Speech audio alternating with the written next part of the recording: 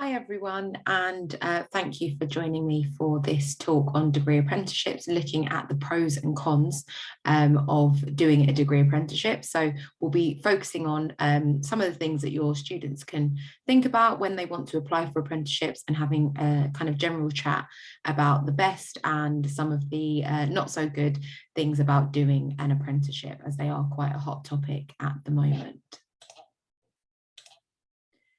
So the figure that appears on your screen at the moment, 87, it is a bit of an obscure number, but this actually refers to the number of universities that are offering higher and degree apprenticeships. So we'll be looking at both higher level degree apprenticeships and talking a bit more about kind of what level they're pitched at, the sorts of things you can do, and then also focusing on degree apprenticeships. But currently within the UK, there are 87 universities that are offering either higher or degree apprenticeship opportunities to students. So a higher apprenticeship is an apprenticeship for students to work towards a level 4 or 5. And this is a qualification that includes both practical and academic experience, and it can take them up to 5 years to complete. So completing a higher apprenticeship is equivalent to a qualification such as a HNC, Higher National Certificate, HND, or a foundation degree. And most employers, for kind of gaining access onto this course, will ask for a minimum of 2 A-levels or completion of an advanced apprenticeship, which is the one below that, which is level 3. So equivalent to A-levels, BTEC, or another level 3 qualification. So in order to gain access, students are required to have kind of formal qualifications, or they can have completed an apprenticeship program before. And some opportunities for these are only advertised as higher apprenticeships. So they do stop at levels 4 or 5, and they may be a year, 2, 3 years long. But that doesn't mean that students can't then continue on to a full degree apprenticeship. Whereas degree apprenticeships are kind of pitched at that level, so they are level 6 or level 7. So that is the same as a bachelor's degree or a master's degree. There are some higher apprenticeship opportunities, but for the purposes of this, we'll be talking about higher and degree apprenticeships. So they'll gain between 3 to 6 years of professional work experience, so the length of an actual traditional degree, up to kind of double that. But they will be getting practical work experience that they can apply to the role that they are currently employed for. All apprentices earn while they learn, and apprentices don't pay for their university fees.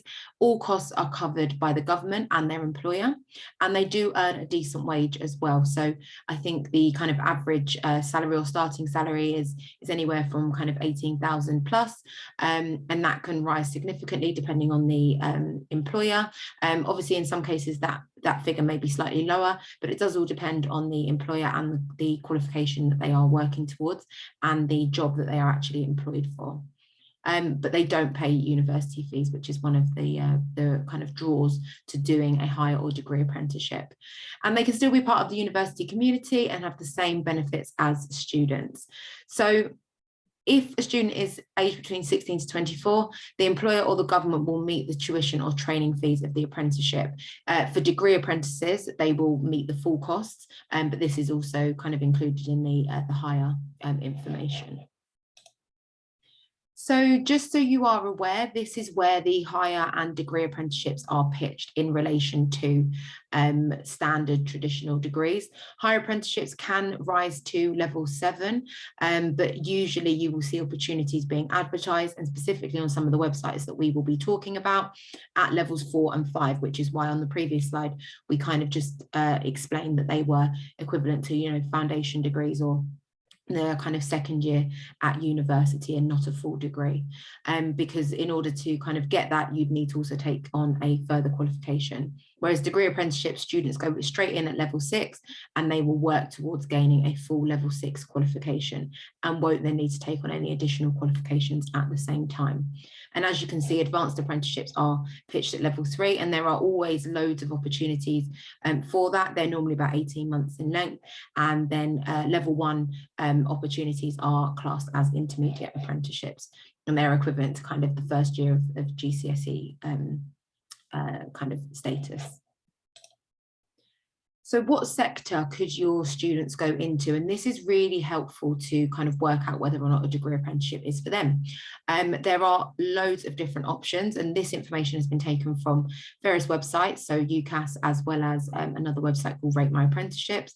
And I will pop all of this in the correspondence that we give back to you. But for instance, students can go into public sector apprenticeships. So these are things like police constable, both level 6 qualifications, police constable and police officer. For childcare and education, there are loads of opportunities as well. Legal and finance, some of the kind of options that are around are kind of conveyancer, professional economists, even solicitors. So there are law apprenticeships as well. They are kind of few and far between, but students can do a degree in the degree apprenticeship in law. For health and sciences, students can become midwives. So there's traditional degree routes for that as well as becoming nurses, nursing associates, and also registered nurses at level 6. There are kind of more obscure or kind of niche qualifications that you can gain working within the NHS, such as a sonographer. Not a lot of people will maybe go into that. If they're looking to do a degree, they will normally go into the midwifery or kind of nursing route. That's what we find when we go out into schools and colleges. Not a lot of students know about the kind of other wider options that are available, but within health and science, this had one of the kind of longer opportunities that are available. Can't remember them all off the top of my head, but to kind of give you some context, there's speech and language therapists, art therapists, pharmacists, paramedics. I think I might have said that already, but in kind of digital, they can do things like cybersecurity, data scientists, data analytics, or data analysts. Engineering has a ton of options. They are probably the kind of most popular areas to have an apprenticeship in, so engineering and construction. You will find that areas such as creative media and design don't have that many opportunities, and we'll talk about that in a little bit more detail. But as a kind of an idea, the sorts of things that are available in kind of creative media and design is kind of broadcast media roles that are available. But if someone has a quite niche or an idea of a particular career in mind, and they see that a degree apprenticeship is available, it's a really, really great way to kind of get in with the company, and also seeing on company websites who is offering what opportunities is a really good way to kind of hone down some kind of career aspirations. But obviously we will discuss the benefits and the kind of pros and cons of doing this. So looking at the pros, there is obviously no student debt. We don't call it a debt, and when we talk to students, we call it an investment in learning if they choose to do a traditional degree route. But students don't pay any tuition fees, and they earn a salary whilst they learn. So most companies, as I said, will offer a really good salary, and if they are based in London, which a lot of the students who you'll be talking to and from the schools and colleges that you're at are from London, they will gain opportunities where they also include London waiting. So this is really beneficial because it gives them extra income, and they'll also gain a kind of viable work experience working within a particular field. They have really, really good career progressions, and often places will ask them to kind of stay on after, or there will be a job going for them. Or in some cases, they may have already started at their particular employer, then been offered the apprenticeship opportunity, and that job then exists for them there, or they can take what they've learned and move on to a higher position. They gain loads of practical experience, so they apply what they learn directly to the workplace. As an institution, Middlesex is very hands-on with our traditional degrees. We do set students up for practical learning and for learning in the real world, and give them access to industry-leading equipment. Lots of students do say that this is where they find kind of most joy, and where they're able to kind of impart the learning that they've already gained, and kind of reinforce the learning that they've received by doing the practical experience.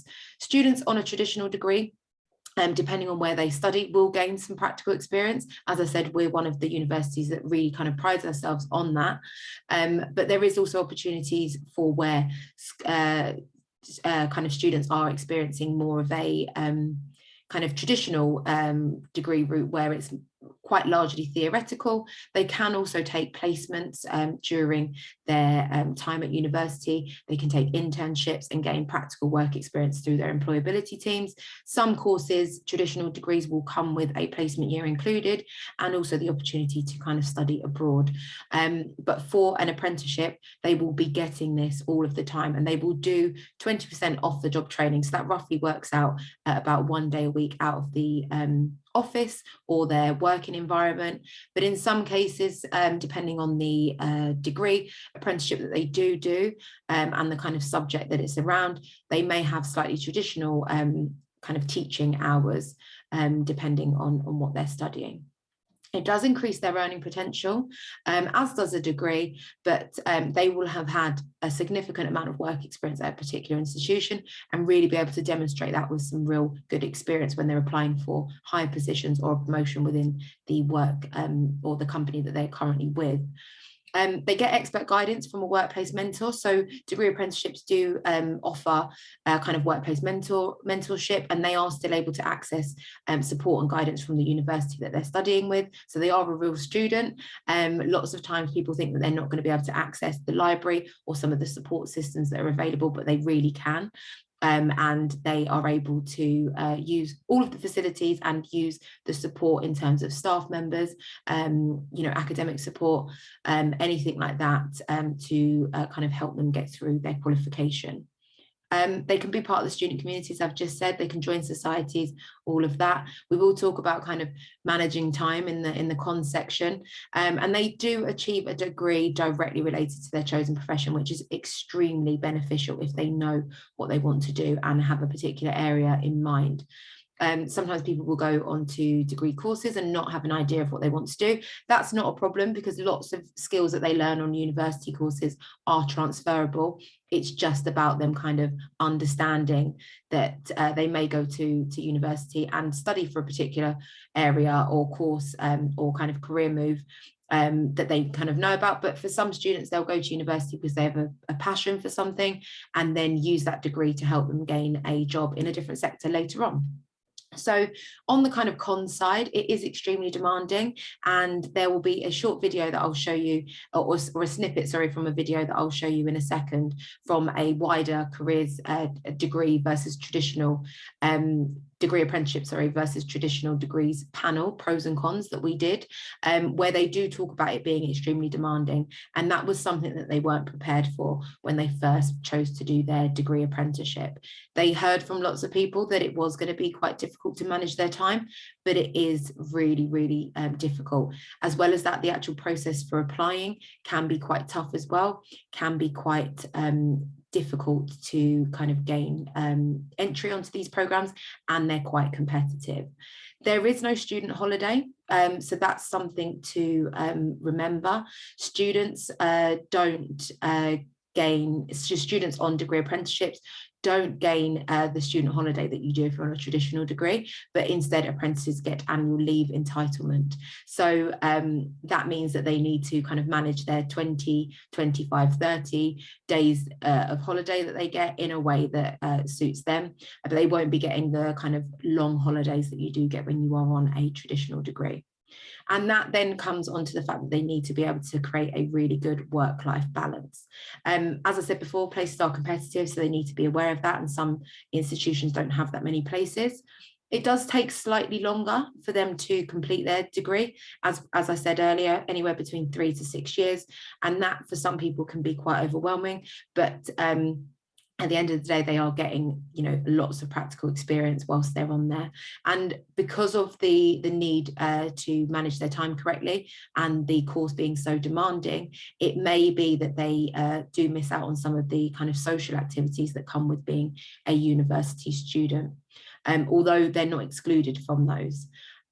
So there's not really traditional like teaching times and dates, so that's something that people need to be aware of. And in some cases, there's not as many subject options. So as I said before, things like ACI, so arts and creative industries, there's really not that many degree apprenticeship opportunities. Each year things are kind of improving, but currently those are kind of few and far between. So students who are quite creative might need to do a university degree instead. And if they are a student that's wanting to do medicine or another health related course that does require a traditional degree, then they must do that. There isn't the option in some cases to do a degree apprenticeship. And one of the other things I wanted just to talk about was the transition from school or college to an apprenticeship. For some people, it can be quite overwhelming, and something that just kind of needs to be kind of told to them so that they understand what they are getting themselves in for. And also, if they do change their mind about the field of interest, because they are studying for a particular employer and a very particular course, they may need to take on additional qualifications if they do decide that it's not for them later on in life.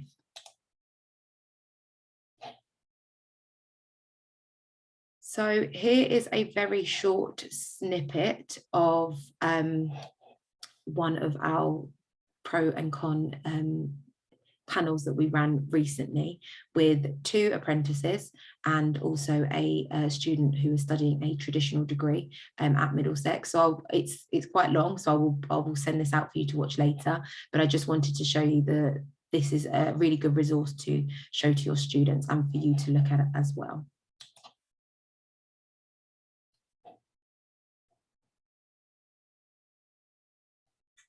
Okay. That you spend at the university, be it online or being at the campus in person, depending on the environment. Obviously, it's a little bit different today, but work will set aside time where you complete that aspect and you continue your day-to-day for the second half of the week, as it turned out with me. So as long as they're understanding, you get through your jobs. Perhaps in my case, I'm not allocated quite as much as some of my colleagues who are operating on a 5-day week, whereas I'm doing 3 days. Then it allows us to strike, or allows me to strike a bit of a balance, basically. Whilst financially I'm not impeded in any way, I still go about my week as normal. So for me, when the opportunity presents itself, it's a bit of a no-brainer, really, because I want to progress, and this is the perfect opportunity to allow me to do so. Okay, so this panel, I'll just provide you with a bit of context. We had 2 apprentices who are studying with us. John, who is studying an environmental apprenticeship, and Charlene, who is doing a nursing associate. Then we have Kathleen, who is studying for a degree in biomedical sciences. And she is able to kind of talk about her experiences of doing a traditional degree and now postgraduate degree. For her, she had to do her degree because it provides her with a lot more kind of opportunity when she chooses to go into work. For John, he also did do a degree and then moved on to doing a degree apprenticeship. So he was really able to talk about the differences between the two. And for Charlene, she is is interested in the healthcare sector. So this is really working for her around the kind of time that she's got and any other things that she needs to kind of be doing at the same time. So that's a really, really good resource, and I will share that with you all. So really, really quickly, we'll go over the ways that students apply. It's very simple. They see a job advert, they submit their application, they get shortlisted by the employer, they have an interview, and they are appointed by the employer. It's the same as applying for any job. It may be that for some courses or for certain degree apprenticeships, they do need to be employed by the employer already, as this will be the ways that the employer recruits for their apprenticeship. Perhaps they need to already be there for a year or 2 years, show kind of willing that they're happy to take on this because the employer does pay the cost of doing the apprenticeship. For some institutions, they will advertise apprenticeship opportunities openly on their pages, and students can apply without being kind of appointed by the employer already. If you do have students who are thinking of going to an apprenticeship, we've got some really good resources that we will share with you. One of the websites is called Rate My Apprenticeship, and this is where we got this information from in terms of the things that students need to be aware of. It is quite a lot on the screen, but they'll be doing interview questions or scenario-based practice. These are things you can help them with. Looking at abstract reasoning, verbal reasoning, personality tests, numerical kind of tests and aptitude tests. A lot of the time, this is what students will be needing to do. They will need to go through quite a rigorous application process, including writing a cover letter. So the work that they do, maybe writing a personal statement, can really help them on this journey. And they can apply for an apprenticeship and a traditional degree at the same time. But obviously, apprenticeship opportunities do happen throughout the year. Yeah, it does really kind of depend on what they are kind of most interested in. One of these things here is one of the tests that they might get. So as a teacher and advisor, you can really help them by doing some of these kind of assessments with them, just getting them prepared. So here we have a kind of shape sequence, and I've already kind of given you the answers here, but it would be looking at what shape would fit into this bottom corner here. So when you're looking at these with students, there's some real kind of science behind them, I'd say, in terms of looking at the patterns and making a conscious decision about which one should go where. So in this case, the answer would be, it would be B. So the reasons why it's B is because we want to look at the position of the triangle. So the only thing that students need to be looking at here is the position of the triangle. And it's positioned in its square according to the square's position in the image. So the triangles on the left-hand side, in the left-hand side column, are all positioned to the left. The triangles in the middle column, are all positioned in the center, and the triangles on the right-hand side are all positioned to the right. And if you notice, each triangle, depending on its row, has a direction that it's in. So on this first row, they're all facing up to the top. On the second row, they're all facing to the left, and on the bottom row, they're all facing down to the bottom. So those are the things that students need to start getting prepared for in order to kind of ace their apprenticeship application. So there's loads of ways for students to find out more, and these are just some of the websites that we'd recommend. One of the best ones is Rate My Apprenticeship, and obviously apprenticeships.gov.uk is a great website, but it's not as user-friendly. It doesn't look as nice, whereas Rate My Apprenticeship, you may already know about them. You may have already received the careers guide that they send to all schools within the UK, but they have a fantastic resource online, which is a bit more user-friendly, has lots of different information about the assessments that will be taking place, and also live vacancies, so students can really see what's available to them and what they can get into. So these are just some questions for you to kind of consider, and it would be great to kind of hear your feedback. You can always email us at educationliaison@mdx.ac.uk, and we can come in and deliver more apprenticeship talks or talk to students about kind of options for them. But for a lot of people, the kind of we've spoken to quite a few students in the last month or so, and not many of them know about the apprenticeship opportunities that might be available to them, or they do, and in some cases there are some challenges around them actually applying. So parents and advisors still deem that a traditional degree is the best route for their child, and actually in some cases, depending on their learning style and depending on kind of their actual aspirations and their career goals, an apprenticeship may be a really, really good option for them. So yeah, we're more than happy to come in and talk in more detail about apprenticeship opportunities, especially the ones that we do at Middlesex. We've got things like policing, nursing and healthcare, so level 5 nursing associate and also registered nurse, digital, cybersecurity, data analyst, business and management, teaching, social work, environmental and occupational health and safety.